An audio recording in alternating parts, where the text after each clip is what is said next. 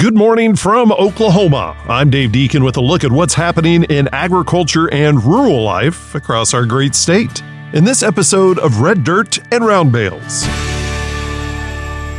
Well, I was looking at the calendar the other day and I noticed something. Yes, it's kind of towards the beginning of July, but county fair season is creeping into our state. Now, our local county fair isn't until September, but there's one in Oklahoma that kicks off the season in just a few weeks. We'll know it by the smell of wood shavings. We'll know it by a kid rinsing a calf before sunrise. We'll know it by a grandmother pulling a recipe card out of a drawer, because the county fair is coming and something still ought to be done just right. Late July in northeast Oklahoma, well, it has its own kind of music. Cicadas in trees, gravel under tires, and the low murmur of people gathering where they've gathered for years. And this year, Oklahoma's fair season starts in Craig County. The Craig County Fair in Vinita runs from July 25th through July 31st. Now on paper, that sounds simple enough. It's a week at the fairgrounds, livestock shows, 4-H and FFA projects, horse shows, ranch rodeos, exhibits, food, families. But like a lot of simple things, the county fair carries more weight than it lets on. Because a fair is not just something a community attends. It's something that a community reveals.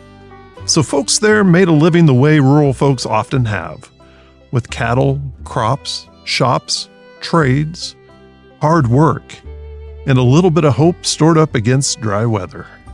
And every summer, all of that shows up at the county fair. Every county fair may look like a lot of fun, and it is. There's no shame in admitting that a corn dog tastes better when you're eating it beside a show barn. And there's something about fair lights after dark that makes even grown people feel 10 years old again. But behind that fun is a whole year of labor, because that steer didn't learn to lead in just a week. That heifer didn't get brushed out once and magically walk into the ring.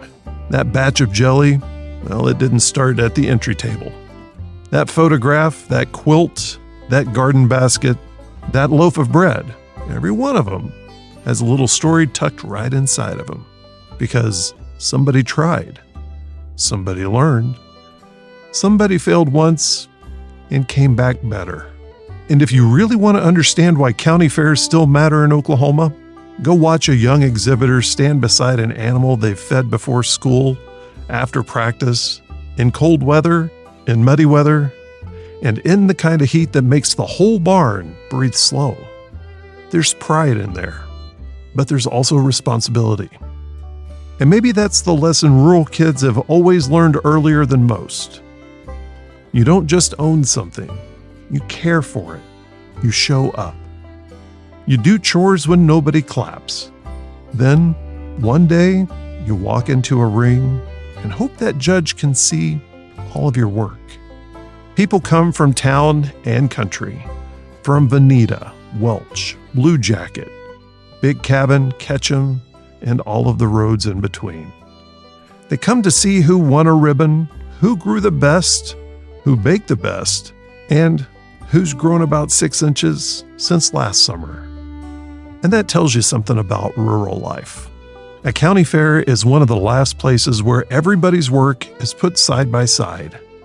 A ranch kid's project, a home baker's pie, a little one's first 4-H entry, a senior citizen's handiwork, a local buyer raising a hand at the premium sale.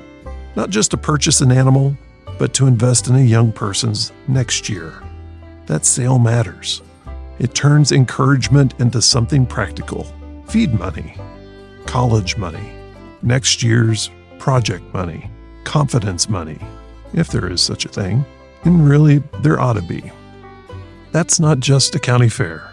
That's endurance with sawdust, wood chips, and steer poo on your boots. To learn more about county fairs in Oklahoma, visit reddirtandroundbales.com. I'm Dave Deacon, and we'll talk with you next time when we take another look at rural life and agriculture in Oklahoma on Red Dirt and Round Bales.